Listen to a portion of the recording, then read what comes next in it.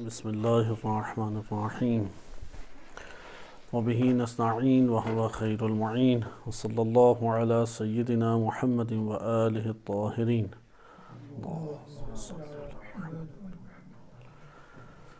الکافی سے آپ کی خدمت میں کتاب الایمان والکفر اور کتاب الدعاء کے ضمن میں وارد ہونے والے ابواب اور ان میں موجود احادیث کی شرح پیش کی جا رہی تھی۔ ہم کتاب الذکر یا ذکر اللہ عز و جل سے متعلق احادیث کو مطالعہ کر رہے تھے کہ گزشتہ درس میں بعض احادیث آپ کی خدمت میں ذکر ہوئیں اور اسی کے ضمن میں علماء اعلام اور معروف علماء اخلاق و عرفان و اساتذہ کرام کی کلام کی زبانی تشریحی نکات ذکر کیے گئے۔ ہم نے ذکر کے بارے میں پڑھا کہ ذکر کا اصل یہ ہے کہ نسیان کے برخلاف کو ذکر سے تعبیر کیا جاتا ہے، یعنی ذکر اپنے متضاد سے پہچانا جاتا ہے، اپنے مقابل سے پہچانا جاتا ہے۔ ذکر کی خاص تعریف ہمارے پاس نہیں ہے کہ جسے آپ خصوصی تعریف کہہ سکیں۔ نسیان اور غفلت کے جو مد مقابل ہے یہ ذکر کہلائے گا۔ اس طور پہ اگر ہم ملاحظہ کریں تو پھر دوسرے مرحلے میں ہم نے اس کو دقت سے دیکھا کہ ذکر اعضاء و جوارح سے ظاہر کرنے کا عمل نہیں ہے، کیونکہ سہو اور نسیان اور غفلت یہ باطنی نفسانی صفات ہیں، لہذا ذکر بھی باطنی اور نفسانی صفت کے طور پہ ہمارے سامنے اجاگر ہوا، اگرچہ ظاہر سے اس کا ایک ربط بنتا ہے اور ظاہر کی اساس کے اوپر بھی آپ ذکر کر سکتے ہیں، لیکن اس کو ہم نے ملاحظہ کیا کہ ذکر حقیقت میں صفت قلبی ہے، قلب کے ساتھ ذکر کا تعلق ہے۔ ذکر کا ترجمہ عموماً یاد کیا جاتا ہے، لیکن ہم نے اس ضمن میں دیکھا کہ مناسب یہ ہے کہ ذکر کا ترجمہ یاد کی بجائے توجہ کیا جائے، انسان کے نفس کی مشغولیت کیا جائے۔ یہ دو ترجمے زیادہ مناسب ہیں کلمہ ذکر کے، کیونکہ اردو زبان میں بھی یہ کلمہ زیادہ استعمال ہوتا ہے، لیکن جو علماء نے درج کیا ہے اور ان کے کلام کا نچوڑ نکلتا ہے وہ یہ ہے کہ انسانی نفس جس طرف توجہ کرتا ہے، یا اسی کو بالفاظ دیگر اگر ہم ایک اور اسلوب میں بیان کریں تو کہہ سکتے ہیں کہ انسانی نفس جس چیز سے مشغول ہوتا ہے یہ مشغول ہونا ذکر کہلائے گا۔ اسی ضمن میں بقیہ ہم نے نکات ذکر کیے اور روایات اہل بیت علیہم السلام سے استفادہ کیا، اور آپ نے امام خمینی رحمۃ اللہ علیہ کی چہل حدیث سے اس مطلب کو اخذ کیا کہ ذکر اور فکر کا گہرا تعلق ہے۔ اگر فکر اور ذکر میں اس طور پہ کہ ذکر بدون فکر نہیں ہو سکتا، یا یہ کہہ لیں کہ ہم ذکر بدون توجہ نہیں ہو سکتا۔ اس جگہ پہ امام خمینی رحمۃ اللہ علیہ نے خواجہ عبداللہ انصاری ان کے کلام سے استفادہ کیا، التذکر فوق التفکر، کہ تذکر جو ہے وہ تفکر سے بالاتر ہے، کہ اس کے بارے میں سابقہ درس میں اشارہ آپ کی خدمت میں گزر چکا ہے، کیونکہ تفکر طلب ہے اور تذکر وہ مطلوب ہے، یعنی تفکر کریں گے تو ذکر کی کیفیت حاصل ہوگی۔ یہی فرق جو ہے وہ شوق اور عشق میں بھی آیت اللہ جوادی عاملی حافظہ اللہ تعالی نے بیان کیا ہے۔ شوق طلب ہے اور عشق مطلوب ہے، یعنی جب وہ طلب حاصل ہو جاتی ہے تو یہاں پہ عشق کی منزل شروع ہو جاتی ہے۔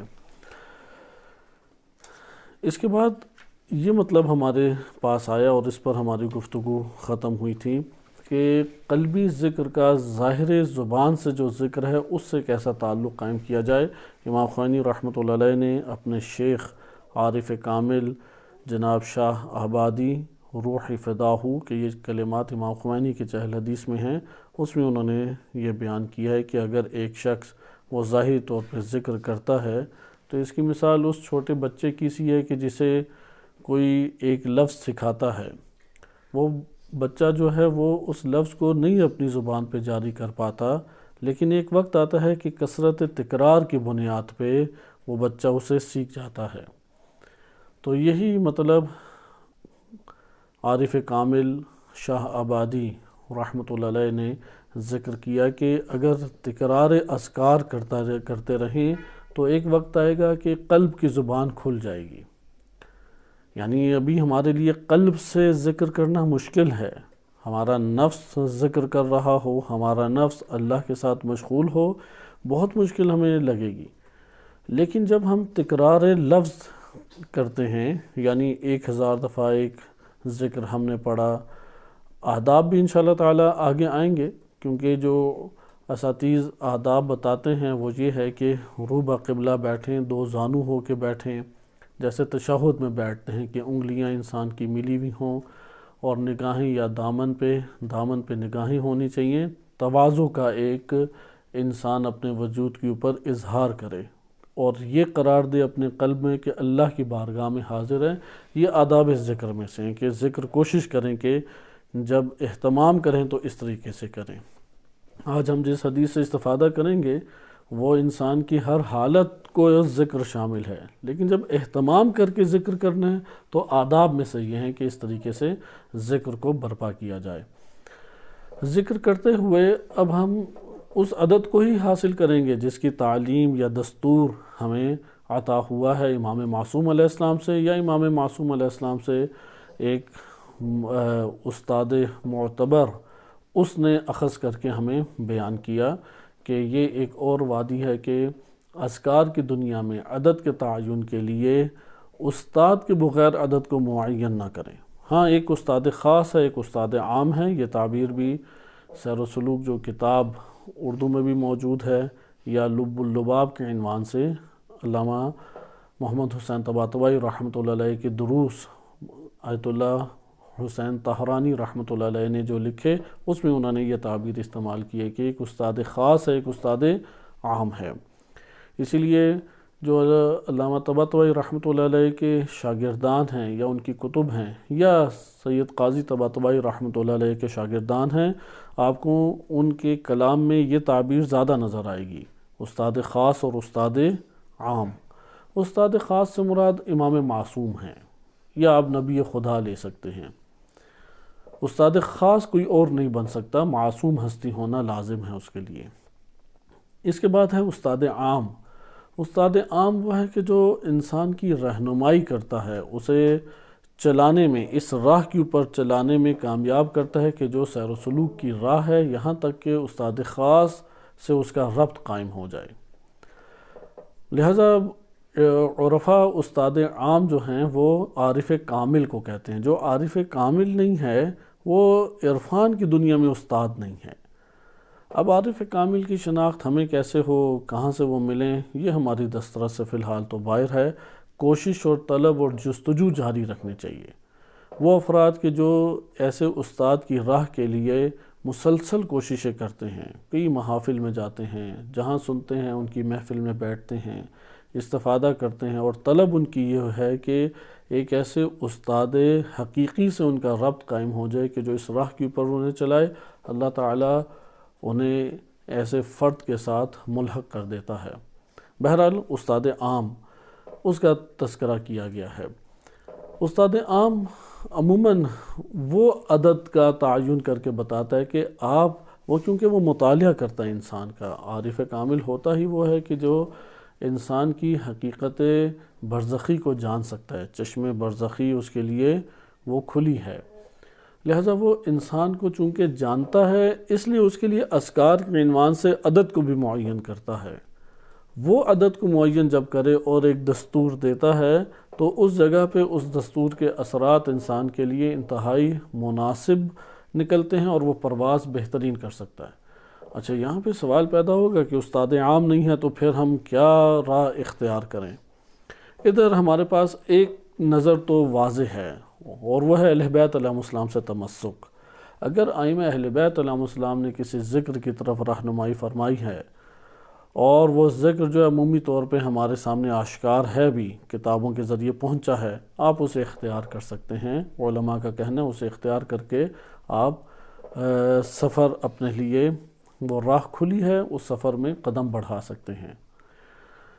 دوسری نظر ہے جیسے آیت اللہ مصباح یزدی رحمۃ اللہ علیہ اور اس طرح کے چند بزرگان ہیں، وہ ذکر کرتے ہیں کہ انہی بزرگ اساتذہ عرفان جو عملی دنیا میں کسی جگہ تک پہنچے، ان کی کتابیں موجود ہیں، آپ ان کتابوں سے استفادہ کر کے اس طرح سے کسی دستور کو حاصل کر سکتے ہیں۔ بہرحال یہ آراء اپنی جگہ پر ہیں۔ یہاں پہ ہماری گفتگو در حقیقت عدد کے تعین کے اعتبار سے، کیونکہ ظاہر کے اعتبار سے جب آپ ذکر کو جاری کریں گے تو ایک مرتبہ عدد کا تعین کرتے ہیں اور ایک مرتبہ عدد کا تعین نہیں آپ کے سامنے ہوتا۔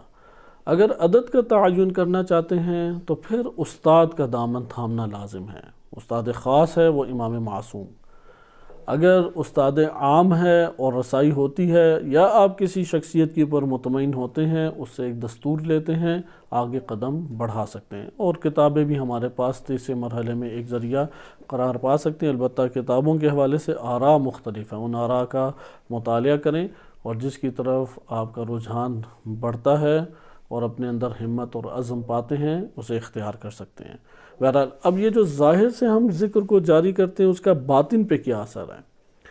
ایک دفعہ باطن ذکر کرتا ہے اور ایک دفعہ ظاہر ذکر کرتا ہے۔ باطن کا ذکر یہ ہے کہ انسان مشغول اس کی ذات کے ساتھ ہو جائے۔ یہاں پہ عرفاء نے یہ ذکر کیا، جیسے شاہ آبادی رحمۃ اللہ علیہ ہیں، عارف کامل، وہ یہ کہتے ہیں کہ ایک وقت آئے گا کہ دل کی زبان کھل جائے گی، نا امید نہ ہو، مایوس مت ہو، جلد بازی سے کام نہ لو۔ انسان کے لیے اصل ہلاکت اس راہ میں دو چیزیں ہیں، ویسے تو کئی موانع ہیں، لیکن آپ کو مشترک طور پہ یہ دو باتیں ان علماء اور اساتذہ کی زبان سے ادا ہوتی نظر آئیں گی۔ پہلی چیز ہے انسان کا عزم توڑ دینا، بے ہمت اپنے آپ کو کرنا، ارادہ ترک کر دینا۔ خلاصہ اس سفر کی راہ میں خلاصہ کامیابی کیا ہے؟ وہ ارادے کی قوت ہے۔ آپ کوئی بھی کتاب پڑھیں اس میدان میں، اخلاق اور عرفان کے باب میں، وہاں پہ آپ کو سالک کا ارادہ اور عزم کے پختگی، اس کا بیان سب سے پہلے نظر آئے گا، کیونکہ یہ متحقق نہیں ہوتا تو کچھ بھی متحقق نہیں ہوتا۔ انسان بے ہمت ہو جاتا ہے، عزم توڑ دیتا ہے، مشکل سے گھبرا جاتا ہے۔ لہذا یہ جو عزم کو توڑنے والی چیزیں پھر یہ بہت ہیں۔ اچھا، ایک سبب جو ہے وہ بہت زیادہ آشکار ہمارے سامنے اس حوالے سے ابھرتا ہے، جو موانع ہیں۔ بس اصل چیز کامیابی سے ہمکنار کرنے کے لیے وہ محکم عزم کا ہونا ہے انسان کے لیے۔ یہ جو محکم عزم کا ہونا ہے، یہ کیسے انسان کے سامنے آئے گا؟ اس کا سامنے آنا در حقیقت وہ جس اساس کے اوپر ہے وہ ہے کہ نا امید نہ ہو۔ یعنی موانع میں سے پہلا معنی جو انسان کو لاحق ہوتا ہے وہ مایوسی ہے۔ انسان مایوسی کا شکار ہو جاتا ہے تو یہاں پہ وہ اس کو استمرار نہیں دے پاتا۔ یہ دو نکات تھے۔ آئیں اب ہم علامہ حسن زادہ عاملی رحمۃ اللہ علیہ ان کے کلام سے استفادہ کرتے ہیں اور اس حقیقت کو جانتے ہیں کہ ظاہر تکرار کا قلبی ذکر سے تعلق ہے۔ یعنی انسان مایوس نہ ہو کہ میرا قلبی ذکر نہیں برپا ہوتا تو اس لیے مجھے ظاہری ذکر کا فائدہ نہیں ہے، اور سب علماء یہی کہتے ہیں کہ ظاہری ذکر بدون بے حضور قلب وہ عبث ہے یا بے فائدہ ہے، ایسا نہیں ہے۔ اس دونوں کا آپس میں ربط ہے، لیکن ان دو باتوں کے ساتھ کہ عزم نہ توڑے، اور عزم کو توڑنے والی سب سے اہم ترین چیز جس کا انسان شکار ہوتا ہے وہ نا امیدی اور مایوسی ہے۔ نہ مایوسی اپنے اوپر آنے دیں۔ بقیہ بھی اسباب ہیں، وہ آپ انشاءاللہ تعالی دیگر ابواب کے تحت مطالعہ کرتے بھی ہوں گے اور اس کا بیان بھی کسی حد تک آگے آئے گا، لیکن نا امیدی اور مایوسی سب سے زیادہ مضر ہے انسان کے لیے، جس کا قرآن نے بھی ذکر کیا، روایات میں بھی ذکر ہے، اور طولانی سفر کی وجہ سے مایوس ہو جاتا ہے، اپنے وجود پہ حالت طاری نہ ہونے کی وجہ سے کہ ایک قلبی حالت پانے کی کوشش میں ہے لیکن نہیں ہوتی، مایوس ہو جاتا ہے۔ مایوس انسان کسی جگہ پر بھی نہیں پہنچتا، یہ سب سے بڑا معنی بن جاتا ہے۔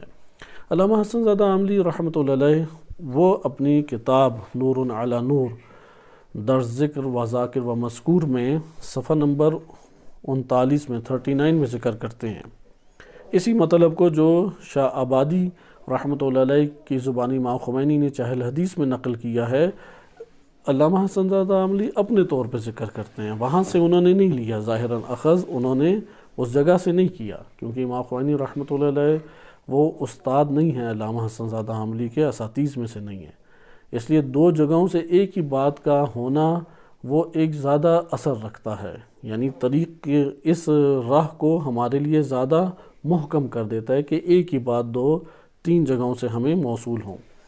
وہ ذکر کرتے ہیں کہ حق یہ ہے کہ کلمہ ذکر جو ہے وہ مبہم نہیں ہے کہ آپ اسے فکر پر حمل کریں، فکر اور ذکر کو الگ رکھنا ضروری ہے، اور قرآن کریم کی جو شیرین اور دل نشین تعبیرات ہے اس میں بھی اسی طریقے سے بیان ہوا ہے۔ پھر آگے ذکر کرتے ہیں کہ یہاں پہ مطلب مہم یہ ہے کہ ذکر قلبی ہونا چاہیے، ذکر جو ہے وہ قلبی ہونا چاہیے، اور یہ بات جان لینی چاہیے کہ بچہ 2 سال کی مدت میں یا اس سے کم مدت میں یہ استعداد پیدا کر لیتا ہے، یا اس کے مزاج میں اگر اعتدال ہو سننے کے اعتبار سے، یا اس کا جو ارادہ بولنے کا ہے وہ نہیں توڑتا، تو آہستہ آہستہ کیا کرتا ہے بچہ بولنے لگ جاتا ہے۔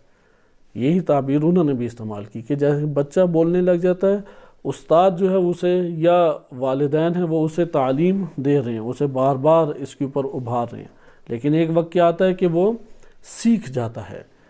اس چیز کو سمجھنے کی کوشش کرنی چاہیے کہ ظاہری تکرار عبث نہیں ہے، لغو نہیں ہے، ایک وقت آئے گا کہ قلب ذکر کرنے لگے، قلب ذکر کرنے لگے، اس سے کیا مراد ہے؟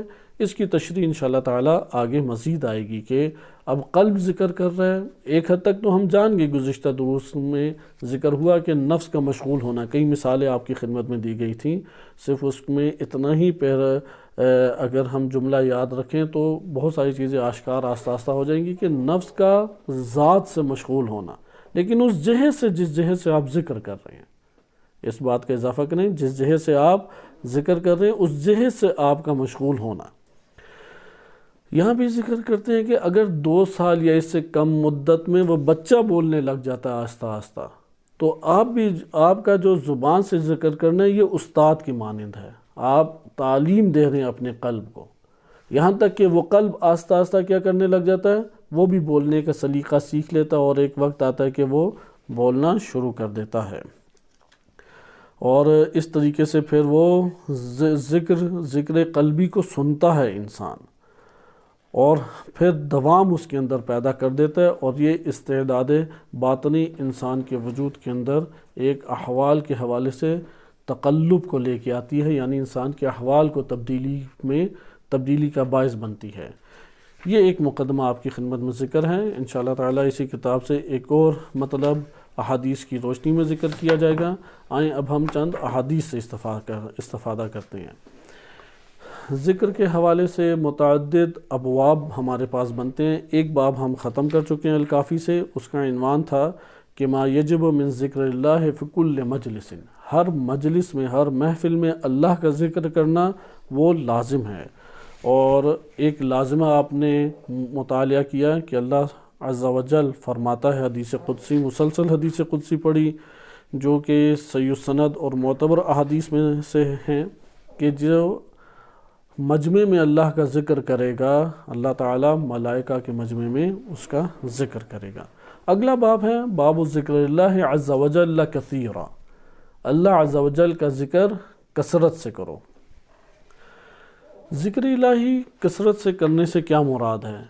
اس باب میں محمد بن یعقوب کلانی رحمۃ اللہ علیہ نے 5 احادیث ذکر کی ہیں۔ ہم پہلی حدیث کو بھی مطالعہ کرتے ہیں۔ پہلی حدیث علی تحقیق صحیح السند ہے، اگر سہل بن زیاد کے بارے میں اختلاف ہے کہ بعض انہیں ضعیف کہتے ہیں، جو ضعیف کہتے ہیں اس کے اعتبار سے یہ حدیث ضعیف قرار پائے گی، البتہ سندن نہ کہ متنن، لیکن سہل بن زیاد آج کے دور میں اکثر محققین انہیں قابل اعتبار جانتے ہیں اور ثقہ قرار دیتے ہیں۔ جی، اس کے جو جلد ہمارے پاس بنتی ہے یہ کتاب الدعا ہے، کیونکہ میرے پاس جو کتاب ہے اس کے حوالے سے یہ الگ جلد ہو جائے گی، کتاب الدعا، اس میں باب ذکر اللہ عز و جل ہے۔ اس حدیث سے براہ راست شروع کرتے ہیں اور پھر اس کے ضمن میں چند نکات آپ کی خدمت میں نکات ذکر کیے جائیں گے۔ ابن قداح کہتے ہیں کہ امام صادق علیہ السلام نے فرمایا، امام صادق علیہ السلام فرماتے ہیں کہ ما من شیء الا ولہ حد ینتہی الیہ، کوئی شے ایسی نہیں ہے مگر یہ کہ اس کی ایک حد ہے جس کے اوپر وہ شے ختم ہو جاتی ہے، ینتہی الیہ، ما من شیء الا ولہ حد ینتہی الیہ الا الذکر، سوائے ذکر کے، ذکر کی کوئی اللہ نے حد نہیں رکھی جس کے اوپر وہ ختم ہو جائے۔ جیسے آپ گزشتہ درس میں یہ حدیث پڑھ چکے ہیں کہ اگر انسان رفع حاجت کے لیے جاتا ہے اور اس حالت میں بھی ہے تو ذکر کرے اللہ کا، قلبی ذکر بھی ظاہری ذکر بھی، اس لیے کوئی ایسی حالت نہیں ہے جس میں اللہ کے ذکر اللہ کا نہ کرے، حتیٰ کہ اللہ سبحانہ وتعالیٰ نے نماز کو بھی ذکر کا وسیلہ قرار دیا، اقیم الصلاۃ لذکری، یہاں تک کہ قرآن کے بارے میں بھی یہی اللہ سبحانہ وتعالیٰ نے بیان کیا کہ تذکر بالقرآن جو ہے وہ ضروری قرار دیا ہے، کہ غالباً سورہ قاف کی آخری آیت ہے، سورہ قاف کی، کہ وَذَكِّرْ یذکر یا یذکر بالقرآن من یخاف وعید، اس طرح سے کوئی تعبیر ہے، بہرحال آیت میں ممکنہ مسامحہ ہو، کہ قرآن کے ذریعے سے بھی ذکر کو، یعنی ہر شے ذکر کو ابھارنے کا وسیلہ اللہ تعالیٰ قرار دے رہے ہیں،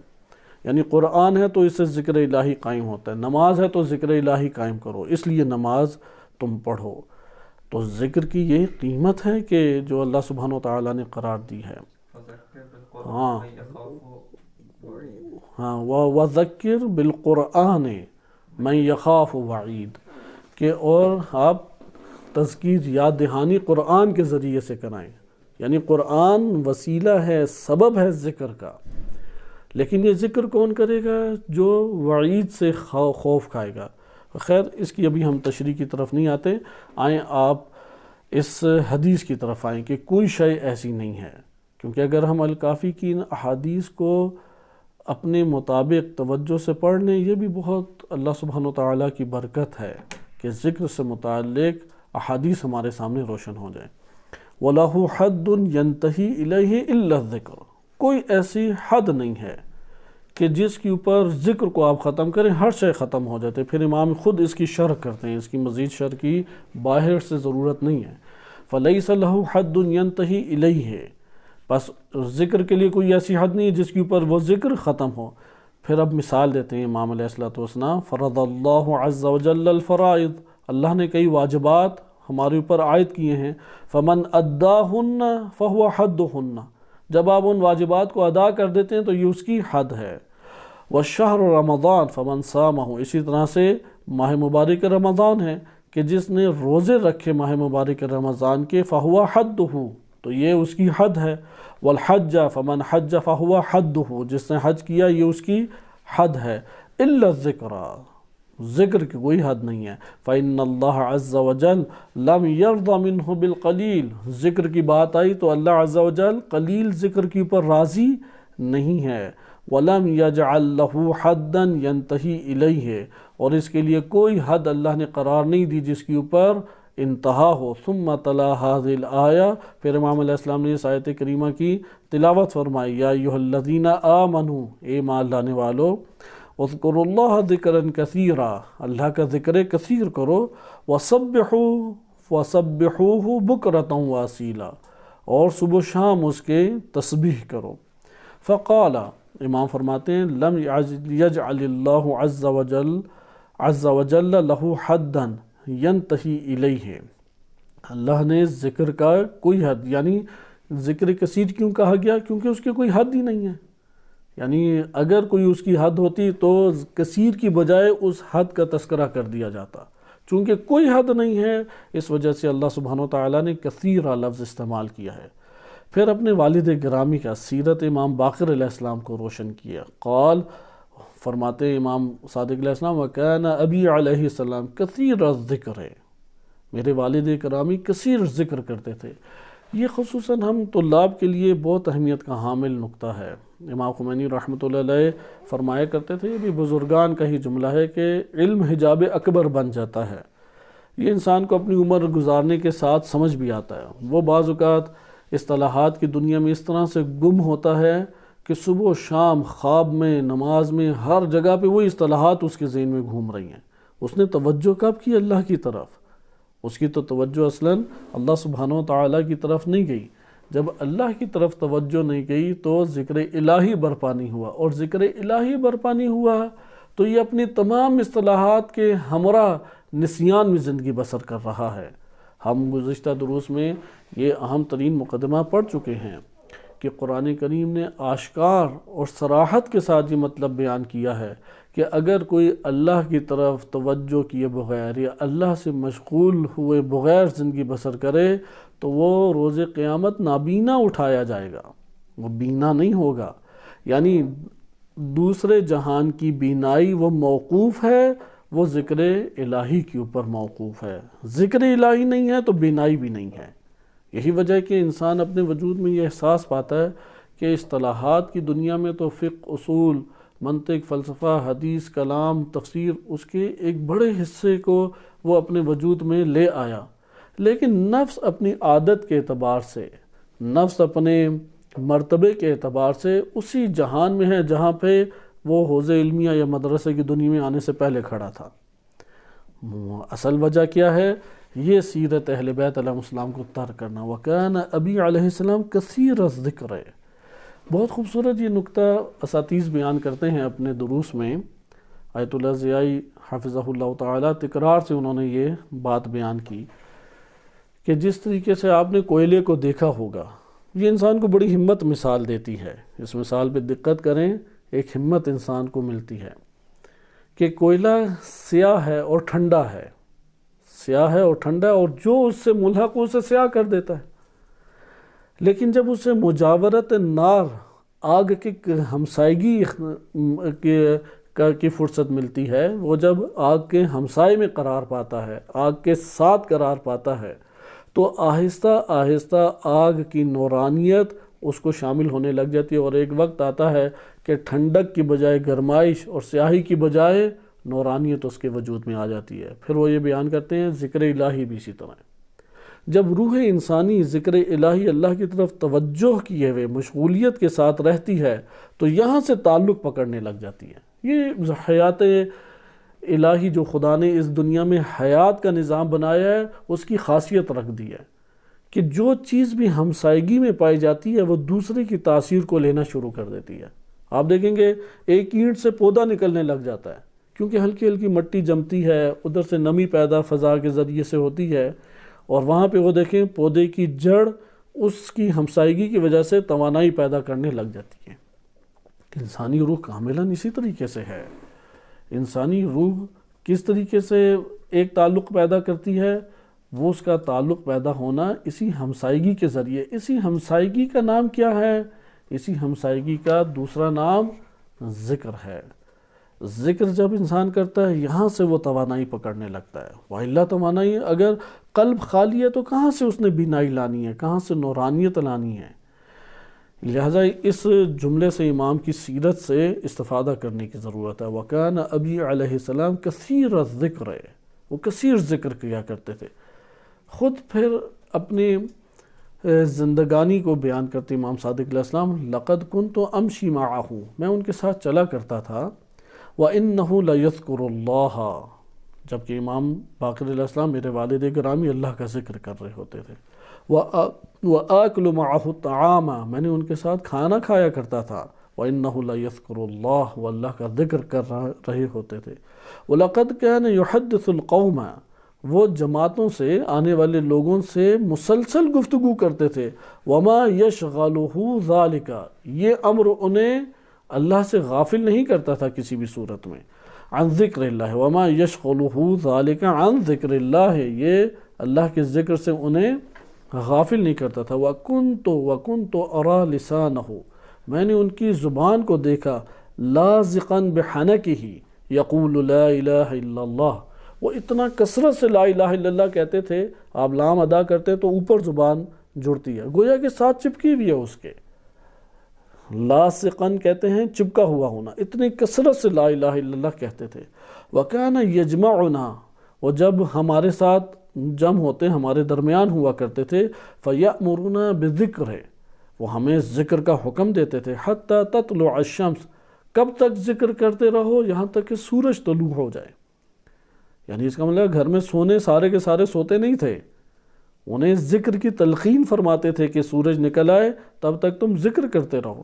وَيَأْمُرُ بِالْقِرَاءَةِ مَنْ كَانَ يَقْرَأُ مِنَّا، ہم میں سے جو تلاوت قرآن کر سکتا تھا اسے حکم دیتے تھے، یأمر، حکم دیتے تھے کہ تم کرو، گزارش نہیں کرتے تھے، سمجھاتے فقط نہیں، حکم دیتے تھے کہ تم یہ تلاوت کرو۔ وَمَنْ كَانَ لَا يَقْرَأُ مِنَّا، اور ہم میں سے جو تلاوت نہیں کر سکتا تھا، ممکن ہے خواتین ہوں، پاکی کی حالت میں نہ ہوں، یا کوئی اور مسائل، چھوٹا بچہ ہے کہ نہیں ابھی وہ تلاوت کر سکتا، اسے امرہ بالذکر ہے، اسے کہتے تھے تم ذکر پڑھو۔ والبیت الذی یقرأ فیہ القرآن، وہ گھر جس میں قرآن کی تلاوت ہوتی ہے، ویذکر اللہ عز وجل فیہ، تکثر عز وجل فیہ، اور جس گھر میں اللہ عز وجل کا ذکر کیا جاتا ہے، تکثر برکتہ، اس کی برکتیں زیادہ کثیر ہیں۔ وَتَحْضُرُهُ الْمَلَائِكَةُ، فرشتے اس گھر میں حاضر ہوتے ہیں۔ وَتَحْجُرُهُ الشَّيَاطِينُ، شیاطین اسے چھوڑ جاتے ہیں۔ وَيُضِيءُ لِأَهْلِ السَّمَاءِ، وعلیکم السلام، اور اہل آسمان کے لیے وہ چمکتا ہے گھر، كَمَا يُضِيءُ الْكَوْكَبُ الدُّرِّيُّ لِأَهْلِ الْأَرْضِ، جیسے بڑا چمکنے والا تارہ وہ زمین والوں کے لیے آسمان کی تاریکیوں میں چمکتا ہے۔ وَالْبَيْتُ الَّذِي لَا يُقْرَأُ فِي الْقُرْآنِ، وہ گھر جس میں تلاوت نہیں ہوتی۔ یہ عام لوگ سوال کثرت سے کرتے ہیں، عموماً ہمارے جو معاشرے ہیں وہ جنوں بھوتوں اور جادو وغیرہ یا ایک سیکنڈ میں سارے کمالات تک پہنچنے کے سوالات زیادہ کرتے ہیں۔ خواہش ان کی یہ ہوتی ہے، جنوں بھوتوں نے گھیرا ہوا ہے لوگوں کے ذہنوں کو، ان کے تمام سوالوں کے جوابات یہی ہیں۔ آپ اس سے پوچھیں کہ تلاوت کرتے ہو یا نہیں کرتے تو کہیں امر کریں، اسے حکم دیں کہ جاؤ تلاوت کرو گھر میں۔ شیاطین جو بھی جن، شیاطین کو شریر جن کو شیطان کہتے ہیں، اور اسی شریر جن کے اثرات سے جو بندے متاثر ہوتے ہیں یا ان کی ولایت میں آ جاتے ہیں، وہ انسانوں میں شیطان کہلاتے ہیں۔ یہ شیطان بھاگے گا کیسے جب تلاوت نہیں ہو رہی، جب ذکر نہیں ہو رہا؟ یعنی اس کا قلب اللہ سے مشغول نہیں ہے تو کیسے بھاگے گا؟ شیطان تو اس کے ہمراہ ہے، اس کا نفس ہی ایک شیطانی کیفیت اختیار کر چکا ہے۔ لہذا وَتَحْجُرُهُ الشَّيَاطِينُ وَالْبَيْتُ الَّذِي لَا يُقْرَأُ فِيهِ الْقُرْآنُ وَلَا يُذْكَرُ اللَّهُ فِيهِ، اور نہ ہی اس گھر میں اللہ کا ذکر ہوتا ہے، تَقِلُّ بَرَكَتُهُ، اس کی برکتیں قلیل ہیں۔ وَتَحْجُرُهُ الْمَلَائِكَةُ، اور ملائکہ اس گھر کو چھوڑ کے چلے جاتے ہیں، ملائکہ اس جگہ پہ نہیں رہتے، اور ملائکہ اگر نہیں رہیں تو پھر اس جگہ پہ برکتیں نہیں ہوتی۔ وَتَحْضُرُهُ الشَّيَاطِينُ، سارے شیاطین ادھر آ کے جمع ہو جاتے ہیں، حاضر ہو جاتے ہیں۔ وہ در حقیقت شیاطین کے درمیان زندگی بسر کرتا ہے۔ پھر امام علیہ السلام نے نبی صلی اللہ علیہ وسلم کا فرمان سنایا۔ نبی اکرم صلی اللہ علیہ وسلم ارشاد فرماتے ہیں، الا اخبرکم بخیر اعمالکم لکم ارفعها فی درجاتکم وازکاها عند ملیککم وخیر لکم من الدینار والدرہم وخیر لکم من ان تلقوا عدوکم فتقتلوہم ویقتلوکم۔ حضرت صلی اللہ علیہ وسلم فرماتے ہیں کہ کیا تمہیں میں خبر نہ دوں بہترین اعمال کو، سب سے بہتر اعمال میں جو عمل ہے اس کے بارے میں تمہیں خبر نہ دوں؟ پھر بتاتے ہیں وہ کتنا بہتر عمل ہے، اتنا بہتر عمل ہے کہ تمہارے درجات میں، تمہیں بلند درجات میں لے جائے گا۔ وہ جو تمہارا مالک ہے، ملیک یعنی اللہ سبحانہ وتعالی، اس کے نزدیک تمہیں پاک و پاکیزہ کر دے گا، بہترین قرب کی منازل تمہیں عطا کرے گا، تمہیں قرب کی طرف لے جائے گا۔ اور دینار اور درہم، آج کل دینار اور درہم کا متبادل بہترین لفظ ڈالر اور یورو، ڈالر اور یورو سے بھی زیادہ بہترین تمہارے لیے اس میں خیر موجود ہے۔ اور تمہیں اس چیز سے بھی بہتر ہے کہ تم میدان جنگ میں ہو، دشمن سے مقابلہ کرو، اور تم دشمن کو مارو، قتل کرو، یا دشمن تمہیں شہادت تک پہنچائے، اس سے بھی بہتر عمل ہے۔ آپ کیا کہیں گے ایسی صورت میں؟ نبی صلی اللہ علیہ وسلم کہیں کہ کیا تمہیں ایسے عمل کی خبر نہ دوں؟ یعنی دیکھیں کتنی تشویق دلائی حضرت صلی اللہ علیہ وسلم نے ایک عمل کے اوپر ابھارنے کے لیے۔ یہ وہ طریق ہے جو انبیاء و ائمہ علیہم السلام سے لوگوں کے درمیان ایک تشویق دلانے کے لیے سیرت کے طور پہ سامنے آتا ہے۔ کتنا بہترین عمل۔ تو فوراً فقالو بھلا، شاید فارسی میں بھلے اسی سے آیا، انہوں نے کہا کہ بالکل آپ اس کی ہمیں خبر دیں۔ حضرت صلی اللہ علیہ وسلم نے فرمایا ذکر اللہ عز و جل کثیرا، اللہ عز و جل کا کثرت سے ذکر کرو، کثرت سے ذکر کرو۔ یہ جو کثرت سے تمہارا اللہ عز و جل کا ذکر کرنا ہے یہ سب سے بہترین عمل ہے۔ ثم قال، امام صادق علیہ السلام پہ فرماتے ہیں جاء رجل الی النبی، نبی اکرم صلی اللہ علیہ وسلم کے پاس ایک شخص آیا، قال من خیر اہل المسجد، اہل مسجد تو ویسے سارے سب سے بہترین وہی شمار ہوتے ہیں جو مسجد آتے جاتے ہیں، کہا ان میں سب سے بہترین کون ہے؟ فرمایا اکثرہم للہ ذکرا، جو اللہ کی خاطر کثرت سے ذکر کرتا ہے۔ للہ کی قید یہاں پہ اکثرہم للہ، کیونکہ بعض ہیں کہ جو رزق کے لیے کرتے ہیں، بعض ہیں کئی مفادات ہوتے ہیں، جو اللہ کی خاطر کثرت سے ذکر کرے۔ اکثرہم جو زیادہ ذکر کرتا ہے اللہ کی خاطر، ذکر کو زیادہ بجا لاتا ہے۔ حضرت صلی اللہ علیہ وسلم نے پھر فرمایا من اعطی لسانا ذاکرا، جسے ذکر کی زبان دی گئی ہے، فقد اعطی خیر الدنیا والآخرہ، اسے دنیا اور آخرت میں سب سے بہترین چیز دے دی گئی۔ لہٰذا یہ ہمیں ذہن نشین کرنا چاہیے۔ ہم یہ فکر کے بعد میں پڑھ چکے ہیں کہ فکر کی تعریف ایک منطقی فلسفی ہے، لیکن روایات نے جب فکر بیان کیا تو اس کو فکر قرار نہیں دیا، فکر کا دائرہ تنگ رکھا۔ یہ ضابطہ جاری ہوتا ہے لیکن ایک قید کے ہمراہ، یعنی فکر کے مراحل وہی ہیں کہ جو منطقی طور پہ ہمارے سامنے آتے ہیں کہ آپ مطلوب مجہول کو معلوم میں تبدیل کر لیں، لیکن ایک قید کے ساتھ۔ اور وہ قید کیا ہے کہ فکر کا تعلق کس سے ہونا چاہیے؟ وہ ہونا چاہیے اللہ سبحانہ وتعالیٰ کی ذات کے ساتھ۔ اگر ذات الہی سے تعلق نہیں آپ قائم کر رہے تو جو بھی آپ فکر کریں وہ دنیاوی اصطلاح میں فکر کہلائے گی، آیات و روایات کے باب میں فکر نہیں کہلائے گی۔ وہ فکر کہلاتی ہی تب ہے کہ جب اس کا تعلق آپ اللہ کے ساتھ جوڑ دیتے ہیں۔ جیسے قرآن کریم کی آیت ہے کہ وَيَتَفَكَّرُونَ فِي خَلْقِ السَّمَاوَاتِ وَالْأَرْضِ، کہ وہ یذکرون اللہ قیاما وقعودا وعلی جنوبہم ویتفکرون فی خلق السماوات والارض۔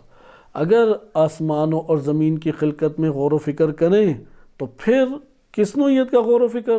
آیا وہی جو آئنسٹائن اور دیگر سائنسدان کرتے رہے؟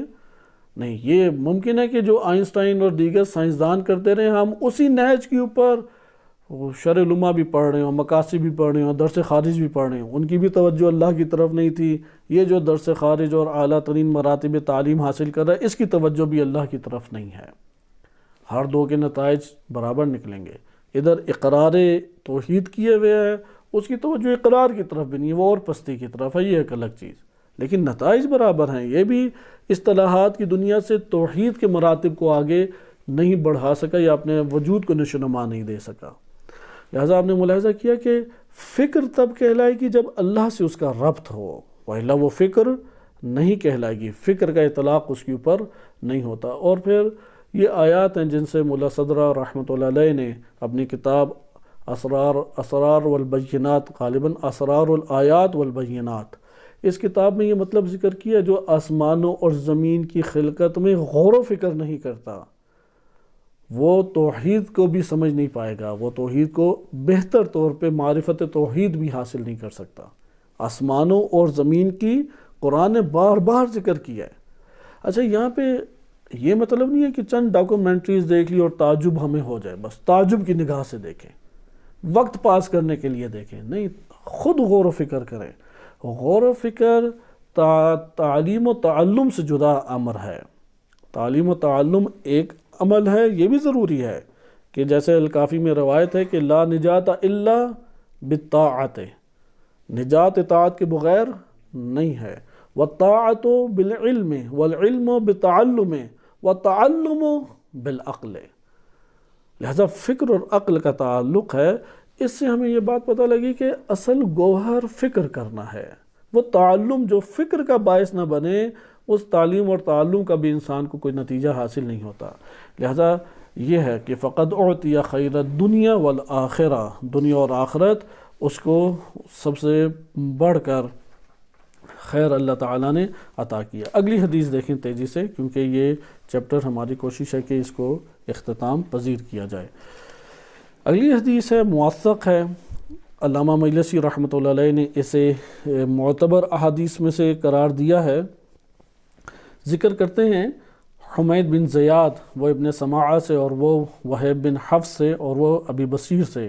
ابی بصیر امام صادق علیہ السلام سے نقل فرماتے ہیں کہ امام صادق علیہ السلام نے فرمایا۔ یہ بڑی خوبصورت حدیث ہے کہ اس کو اپنی زندگی میں ہمیں چاہیے کہ معیار بنا لیں، اپنی زندگی میں حتمی طور پہ اس کو معیار قرار دیں۔ وہ حدیث کیا ہے؟ امام صادق علیہ السلام اس حدیث نمبر 2 میں فرماتے ہیں، اور موثق اور معتبر، کیونکہ جو حدیثیں صحیح اور معتبر ہیں، اگر ہم یہ کر سکیں بڑی اچھی روش ہے، انہیں جمع کریں، اس کی شرح کریں۔ اس کی شرح کرنے کے لیے مؤیدات کے طور پہ وہ روایات لے کے آئیں کہ جو ممکن ہے سنداً ضعیف ہوں، لیکن متناً وہ اس کا جبران ہو رہا ہے۔ اس لیے جو موثق اور معتبر حدیث ہے اس کے ساتھ جداگانہ ایک معاملہ کریں، یعنی یہ وہ سرزمین بن سکتی ہے جس پہ آپ عمارت کھڑی کریں۔ اگر آپ ضعیف حدیث پہ عمارت کھڑی کریں تو وہ تو ایک جملہ کوئی بول کے عمارت گرا سکتے ہیں کہ سند کے اعتبار سے ضعیف ہے، آپ کو پھر بھاگ دوڑ اچھی خاصی کرنے پڑے گی۔ لہٰذا یہ حدیث معتبر ہے۔ امام فرماتے ہیں شیعتنا، ہمارے شیعہ کون ہوتے ہیں؟ الذین اذا خلو، یہ امام نے نہیں فرمایا کیا، یعنی جب وہ خلوتوں میں ہوتے ہیں، کیا کرتے ہیں خلوتوں میں، تنہائیوں میں؟ ذکر اللہ کثیرا، اللہ کا ذکر کثرت سے کرتے ہیں۔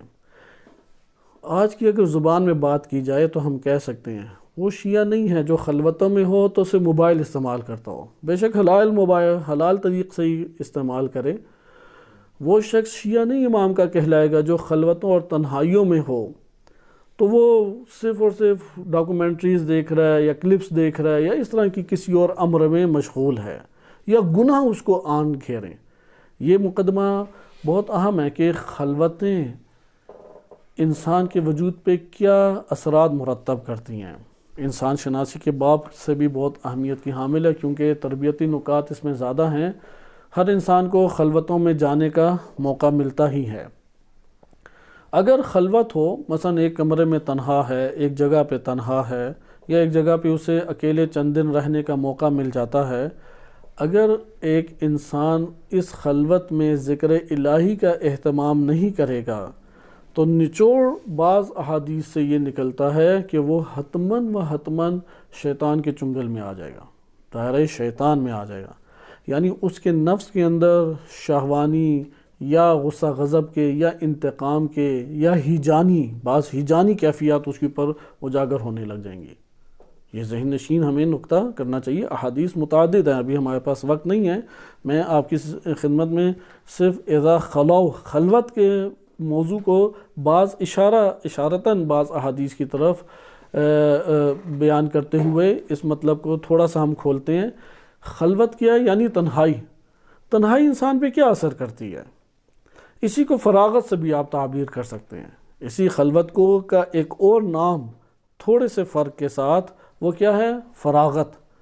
فراغت جب انسان کو نصیب ہوتی ہے اور فراغت میں تنہائی یا انسان کو خلوت نصیب ہوتی ہے، اس موقع کے اوپر اگر ذکر الہی کا اس نے اہتمام نہیں کیا، یعنی اس کی توجہ اللہ کی طرف نہیں گئی، شیاطین اسے اغوا کر لیں گے یا اسے خوف کا شکار کر دیں گے، ڈرنے لگ جائے گا، اندر عجیب و غریب اسے وہمیات آنے لگ جائیں گی، چلتی پھرتی چند چیزیں بھی نظر آنے لگ جائیں گی۔ آپ بے شک صحت مند تندرست ہوں، اکیلے ایک گھر میں ہیں، تھوڑا سا ایک تفکر آیا کہ جن ہو سکتا ہے، پھر شک کریں نہیں ہو سکتا، اتنی دیر میں ایک زور سے دروازہ بند ہو، اب اور زیادہ قوت سے آپ کا نفس کہے گا نہیں وہ کہہ سکتا ہے بلکہ ہے۔ اب جب وہ کہہ دے گا ہے تو اگلی آپ کیفیات خود اندازہ کرتے جائیں، وہ جتنا اس کے ساتھ مشغول ہوتا جائے گا اپنے نفس میں۔ بعض لوگ سوال کرتے ہیں کہ جنات سے کیسے ہم تعلق توڑیں؟ ان سے کہیں کہ اندر اپنے وجود میں جنات کا نہ سوچو، کیونکہ انسان کا نفس جس کی طرف توجہ کرتا ہے اس سے تعلق جوڑ لیتا ہے یا نہیں، وہ ہو یا نہ ہو اس سے تعلق جڑ جاتا ہے انسان کا۔ اس لیے اگر اپنے وجود میں کامل توجہ اللہ کی طرف کرنے کی کوشش کرے گا اور اللہ سے مشغول ہوگا، یہ ذکر الہی اس کا کہلائے گا۔ وَإِلَّا ذکر مال، ذکر اولاد، ذکر نفس، کئی ذکروں میں وہ پھر مبتلا ہو جائے گا۔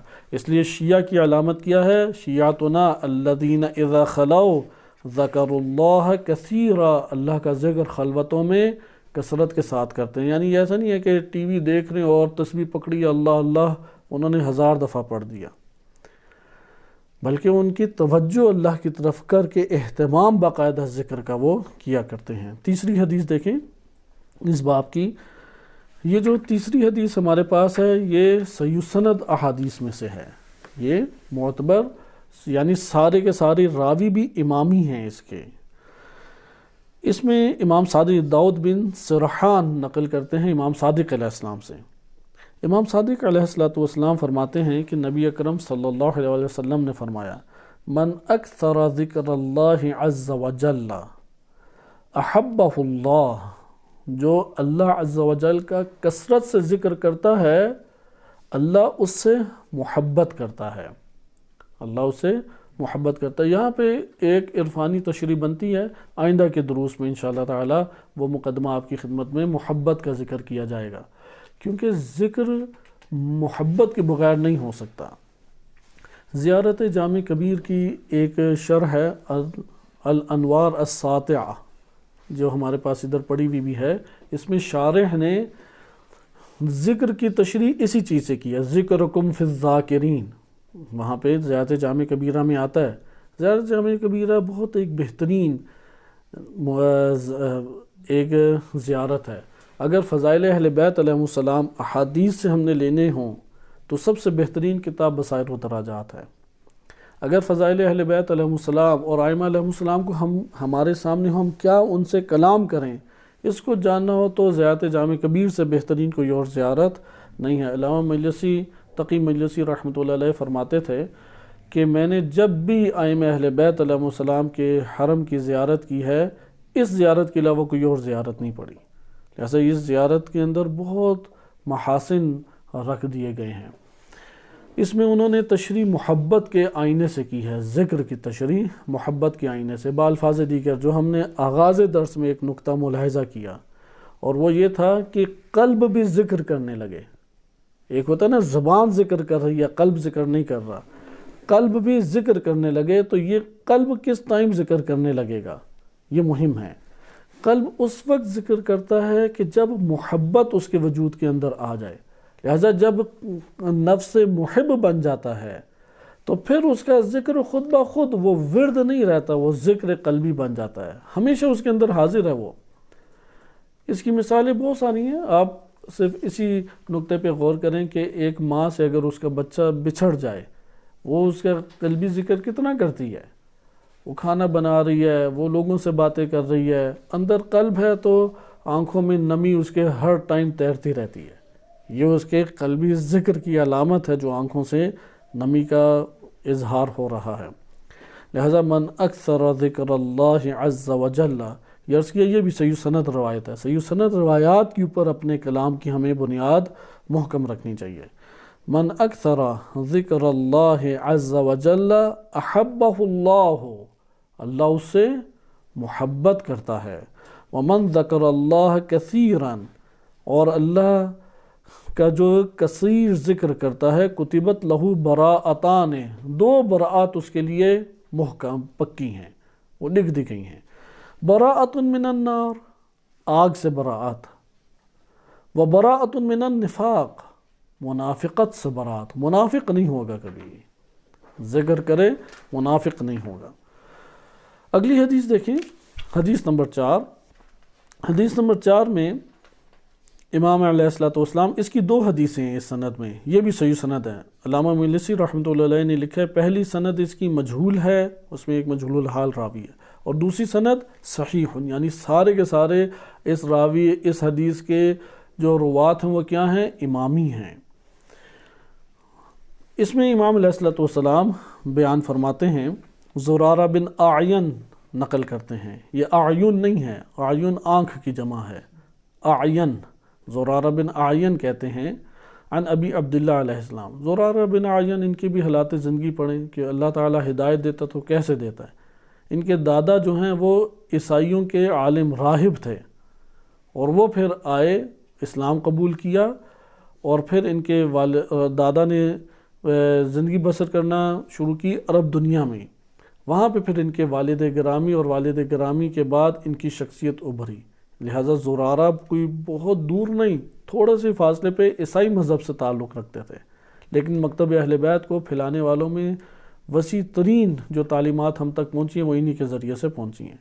زرارہ بیان کرتے ہیں امام صادق علیہ السلام سے، امام صادق علیہ السلام فرماتے ہیں، تسبیح فاطمہ الزہرا علیہ السلام من الذکر الکثیر، فاطمہ زہرا علیہ السلام کی جو تسبیح ہے وہ ذکر کثیر ہے، الذی قال اللہ عز وجل، کہ اللہ عز وجل نے جس کے بارے میں فرمایا ہے اذکروا اللہ ذکرا کثیرا، کہ اللہ کا ذکر کثیر کرو۔ ایک روایت اسی طریقے سے وارد ہوئی ہے کہ امام علیہ الصلوۃ والسلام فرماتے ہیں کہ ایک شخص ان کی خدمت میں آیا، صحابی، کہا کہ یا امام، قرآن کریم نے ہمارے اوپر لازم قرار دیا اذکروا اللہ ذکرا کثیرا، تو ہماری تو سارا دن بھر یہ مشغولیتیں رہتی ہیں، ہم کیسے ذکر کثیر کریں؟ امام علیہ الصلوۃ والسلام نے فرمایا کہ ہر نماز کے بعد تسبیح فاطمہ زہرا علیہ السلام اگر تم پڑھتے ہو تو تم نے ذکر کثیر کیا، اس لیے نماز کے بعد اطمینان کے ساتھ تسبیح فاطمہ زہرا علیہ السلام پڑھیں، انتہائی جلدی میں نہیں، اطمینان کے ساتھ پڑھیں، کیونکہ یہ اگر ہم پڑھ لیں تو ذکر کثیر جو قرآنی حکم ہے ہمارے لیے، کیونکہ منافق کے بارے میں کیا وارد ہوا، وَلَا يَذْكُرُونَ اللَّهَ إِلَّا قَلِيلًا، وہ تو قلیل ذکر کرتا ہے، مومن ہے کہ جو کثیر ذکر کرتا ہے۔ پانچویں حدیث دیکھیں، اس باب کی آخری حدیث ہے کہ اس باب میں اس میں امام صادق علیہ الصلوۃ والسلام فرماتے ہیں، من اکثر ذکر اللہ عز وجل، جس نے اللہ عز وجل کا کثرت سے ذکر کیا، اظلہ اللہ فی جنتہ، اللہ اسے اپنی جنت کے سایوں میں رکھے گا، یعنی جنت کی رحمتیں عنایت فرمائے گا۔ اسی کے ساتھ یہ دوسرا باب بھی آپ دیکھیں، اس کی 3 حدیثیں، کیونکہ اب باب کثیر ہیں، ہم تیزی سے ان احادیث کا ایک مطالعہ اور مرور ضرور کریں۔ اگلا باب ہے کہ جو اللہ کا ذکر کرتا ہے وہ بجلی گرنے سے نہیں مرے گا۔ اگر کسی کو نہیں یقین آتا تو وہ امتحان کر کے دیکھے، آزما کے دیکھنے کی کوشش کرے، یعنی ذکر کثیر جو کرتا ہے، ذکر جو کرتا ہے وہ بجلی گرنے سے نہیں مرے گا۔ بالفرض اگر مر گیا تو اس کا کیا مطلب ہے؟ اس نے ذکر کثیر نہیں کیا۔ منطق کے عکس نقیض اور عکس مستوی ان قضایا سے استفادہ کریں تو اس کا مطلب وہ جھوٹ بول رہا تھا کہ ذکر کثیر نہیں کیا۔ پہلی حدیث ہے، کیونکہ اس کی میں 3 حدیثیں ہیں، 3 حدیثوں میں پہلی کے علاوہ بقیہ دونوں حدیثیں صحیح سند روایتیں ہیں، صحیح ہیں، معتبر احادیث ہیں۔ پہلی حدیث میں امام صادق علیہ السلام فرماتے ہیں، یموت المؤمن بکل میتۃ، مومن کو ہر قسم کی موت آ جاتی ہے، الا الصاعق لا تأخذه وهو يذكر الله عز وجل، جب وہ اللہ عز وجل کا ذکر کر رہا ہو تو بجلی نہیں گرے گی۔ بس پہلی حدیث کیا بتا رہی ہے؟ حالت ذکر میں ہو تو بجلی سے نہیں مرے گا، صحیح۔ دوسری حدیث ایک اور شرط آگے بیان کرتی ہے، دوسری حدیث صحیح سند حدیث ہے، تمام راوی اس کے امامی ہیں، کہ برید بن معاویہ العجلی وہ بیان کرتے ہیں کہ امام صادق علیہ السلام نے فرمایا، ان صواعق لا تصیب الذاکرہ، یہ جو بجلیاں ہیں یہ ذکر کرنے والے پہ نہیں گرتی۔ قلت وما الذاکر، ذاکر کون ہے یہ جو اللہ کا ذکر کرنے والا ہے؟ فرمایا من قرأ 100 آیت، جو ہر روز 100 آیتیں پڑھتا ہے۔ ہر روز کی قید علامہ ملیسی رحمۃ اللہ علیہ نے اس کی شرح میں لکھا ہے کہ ادھر کوئی قید نہیں لگائی تو اس سے مراد ہے ہر روز جو 100 آیتیں پڑھتا ہے اس کے اوپر بجلی نہیں گرے گی۔ اسی طریقے سے جی پوری زندگی میں نہیں، ہر روز جو 100 آیتیں پڑھتا ہے، اس لیے انہوں نے ذکر کیا ہے کہ یہاں پہ مراد یہ ہے کہ وہ اللہ کے ذاکرین میں، اللہ کے نزدیک ذاکرین میں سے ہو۔ تھوڑا سا مشکل کر دیا علامہ مجلسی نے، صحیح ہے، اللہ کے نزدیک غافلین میں سے نہ ہو، اللہ کی نظر میں ذاکرین میں سے ہو، تو پھر تو یقیناً نہیں بجلی گرے گی، وہ تو اللہ اسے اتنی ولایت دے گا کہ وہ اس سے محفوظ رہ سکے۔ تیسری حدیث دیکھیں، موثق ہے، اس میں ابو بصیر کہتے ہیں کہ سألت ابا عبداللہ، میں نے امام صادق علیہ السلام سے سوال کیا، عن میتۃ المؤمن، مومن پہ کتنی قسم کی اموات آ سکتی ہیں؟ قال یموت المؤمن بکل میتۃ، مومن ہر قسم کی موت مر سکتا ہے، یموت غرقاً، ڈوب کے مر سکتا ہے، ویموت بالہدم، کوئی دیوار اس کے اوپر گر سکتی ہے، ویبتلی بالسبع، اور وہ وحشی درندوں میں مبتلا ہو سکتا ہے، ویموت بالصاعقۃ، اور بجلی گرنے سے مر سکتا ہے، ولا تصیب ذاکر اللہ عز وجل، یہ حالیہ جملہ ہے کہ مومن مر سکتا ہے بجلی گرنے سے، لیکن اگر ذاکر اللہ کا ذکر کرنے والوں میں ہے تو پھر نہیں وہ بجلی گرنے سے مرے گا۔ یہ بعض ایسی بلائیں ہیں کہ ان میں اس چیز کا کائنات میں یا دنیا میں جو حوادث ہیں ایسے شواہد ملتے ہیں، جیسے کہ روایات میں آئے کہ جو سورہ زلزال پڑھتا ہے نمازوں میں، اپنے سورہ زلزال پڑھتا ہے، وہ زلزلے سے نہیں مرے گا۔ اس لیے یہ چیزیں ذکر کے ظاہری فوائد میں سے ہیں۔ ہم اپنی گفتگو کا اختتام ایک جملے سے کرتے ہیں اور اس کی تشریح انشاءاللہ تعالی اگلے درس میں آپ کی خدمت میں بیان کی جائے گی کہ ہر ذکر کے کئی پہلو ہیں۔ ہر درس میں ہم یہ خواہش کرتے ہیں کہ کسی ایک نہ ایک پہلو کو بیان کیا جائے۔ جیسے ہم نے ایک دفعہ اس ربط کو مطالعہ کیا کہ دوسری دنیا میں بینائی کب انسان کو عطا ہوگی، اس دوسری دنیا کی بینائی کا تعلق اس دنیا میں اللہ کو فراموش نہ کرنا ہے۔ اس آیت سے ہمیں پتہ لگتا ہے کہ ذکر اصل میں توجہ کا نام ہے، قلب کے مشغول ہونے کا نام ہے۔ ذکر زبان سے کریں اور اللہ کو بھولے ہوئے ہیں، وہ تو آیت ہمیں شامل ہو جائے گی، پھر وہ اگلے جہان میں بینا نہیں ہے، حقائق کو درک نہیں کر پائے گا۔ دوسرا، ہم نے اسی مقدمے میں اسی طریقے سے ہم نے پڑھا کہ ذکر کی حقیقت جو ہے وہ کیا ہے، وہ قلبی ذکر ہے۔ اسی دائرے میں ہم نے پڑھا کہ فکر اور ذکر کو جدا کریں، ذکر مطلوب ہے۔ اسی میں سے آج ہم ایک اور نقطہ پڑھ رہے ہیں کہ امام سجاد علیہ السلام کی مناجات و ذاکرین کے ضمن میں ذکر کیا ہے کہ وقت ہمارے پاس چونکہ قلیل ہے، میں براہ راست آپ کی خدمت میں علامہ حسن زادہ عاملی نے شہید ثانی کا منیت المرید سے ایک اقتباس ادھر نقل کیا ہے۔ شہید ثانی رحمۃ اللہ علیہ فرماتے ہیں کہ قال بعض المحققین، بعض محققین نے ذکر کیا العلماء ثلاثۃ، آپ جانتے ہیں کہ بعض ہمارے علماء ایسے گزرے ہیں کہ جو عارف مزاج تھے یا عرفاء کا ٹائٹل تھا۔ عرفاء آج کے دور میں اصطلاح عام ہوئی ہے، یعنی آپ یہ کہہ لیں کہ ایک دو صدی ہوئی ہے کہ عرفاء یا لفظ عرفان اصطلاح عام ہوئی ہے۔ اس سے پہلے کیا کہا جاتا تھا؟ تصوف، صوفیہ، یعنی اس سے پہلے آپ کہہ سکتے ہیں کہ وہ تصوف کی طرف مائل بعض علماء تھے۔ ان میں جو پہلی شخصیت ہے وہ ابن فہد حلی رحمۃ اللہ علیہ ہیں۔ عدت الداعی یا عدت الداعی نام ہے ان کی کتاب کا، فی نجاح الساعی، کہ کہا جاتا ہے کہ علامہ حسن زادہ عاملی نے اسی کتاب میں درج کیا ہے کہ آپ کتاب الاقبال الاعمال شروع کرنے سے پہلے سب سے پہلے وہ کتاب پڑھیں، ڈائریکٹ صحیفہ کاملہ پہ نہ پہنچیں۔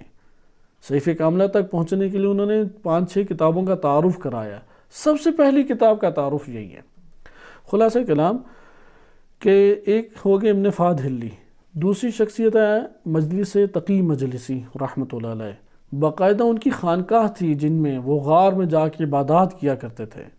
تیسری شخصیت شہید ثانی ہے، بعض نے علماء نے ان کے اوپر شدید اعتراضات کیے کیونکہ جامع شخصیت ہے اور وہ بہت منظم ایک برنامہ عبادت اور زہد و تقوی کا منظم برنامہ رکھتے تھے، اس لیے وہ بہت سارے نکات، بہترین نکات جو عرفاء یا اہل علم صوفیہ میں پائے جاتے ہیں وہ ان کی کتابوں میں ہمیں آشکار دکھائی دیتے ہیں۔ اسی طرح مولا محسن فیض کاشانی رحمۃ اللہ علیہ تھے۔ خیر، شہید ثانی ذکر کرتے ہیں العلماء ثلاثۃ، علماء 3 قسم کے ہیں، علماء 3 قسم کے ہیں۔ آج کے دور میں تو اگر دکتورہ لے لے جامعۃ المصطفیٰ سے یا کارشناسی ارشد کر لے وہ بھی عالم شمار ہوتا ہے، لیکن اگر شہید ثانی سے پوچھیں عالم کون ہے تو وہ کہتے ہیں علماء 3 ہی قسم ہیں، ان 3 میں سے ایک اگر ہو تو عالم ہو۔ پہلا کون ہے؟ عالم باللہ ہے، پہلا کون ہے؟ عالم باللہ، کہتے ہیں غیر عالم بامر اللہ، یہ عالم امر اللہ سے جدا ہے۔ بس دوسرا کون ہو گیا؟ عالم بامر اللہ، اس لیے پھر دوسری تقسیم کرتے ہیں وَعَالِمٌ بِأَمْرِ اللَّهِ غَيْرُ عَالِمٍ بِاللَّهِ۔ پھر تیسری تقسیم، بس پہلا ہو گیا عالم باللہ، دوسرا ہو گیا عالم بِأَمْرِ اللَّهِ، تیسرا ہو گیا جو ہر دو کو شامل ہے، عالم باللہ بھی ہے اور عالم بِأَمْرِ اللَّهِ بھی ہے۔ اور اس کا پھر ترجمہ علامہ حسن زادہ عاملی رحمۃ اللہ علیہ نے بیان کیا ہے، اس میں ذکر کرتے ہیں عالم بِأَمْرِ اللَّهِ کون ہوتا ہے۔ عالم بِأَمْرِ اللَّهِ وہ ہوتا ہے، بلکہ اگر ہم عربی عبارت سے اس کو دیکھ لیں تو وہ زیادہ بہتر ہے کہ عالم بِأَمْرِ اللَّهِ کہ جو اللہ کے اس کی زبان ہو ذکر الہی کرنے والی، اور اس کے اوپر خوف ہو، خوف رجا ہونا چاہیے، خوف معصیت نہیں۔ اس طرح سے انہوں نے ذکر کیا۔ بہرحال اس کو تھوڑا سا طولانی ہے یہ بیان، انشاءاللہ اس بیان کو ہم بعد میں پڑھیں گے۔ اور پھر علامات عالم بھی ذکر کیا کہ فَلِلْعَالِمْ بِأَمْرِ اللَّهِ الذِّكْرُ بِاللِّسَانِ، عالم بِأَمْرِ اللہ جو ہوتا ہے وہ کیا کہتا ہے؟ زبان سے ذکر کرتا ہے، دون القلب، دون القلب ہے، قلبی ذکر نہیں ہے۔ والخوف من الخلق دون الرب، امر اللہ سے مراد ہے کہ جو شریعت میں عمل کرنے والا ہے، اس سے پہلے گزر چکا ہے کیونکہ وقت ابھی ختم ہو چکا ہے۔ اگلے درس میں انشاءاللہ تعالی میں آغاز سے آپ کے سامنے یہ کلام پڑھوں گا اور اس سے انشاءاللہ استفادہ کریں گے، لیکن ذکر کر رہے ہیں کہ جو فقط عالم بِأَمْرِ اللہ ہو وہ حلال حرام پہ عمل کرے گا، اس کی کیفیت کیا ہوتی ہے؟ زبان ذاکر ہے، قلب غافل ہے۔ اسی طریقے سے اس کی دوسری صفت کیا ہے؟ خوف خلق سے تو ہے، رب سے کوئی نہیں ڈرتا۔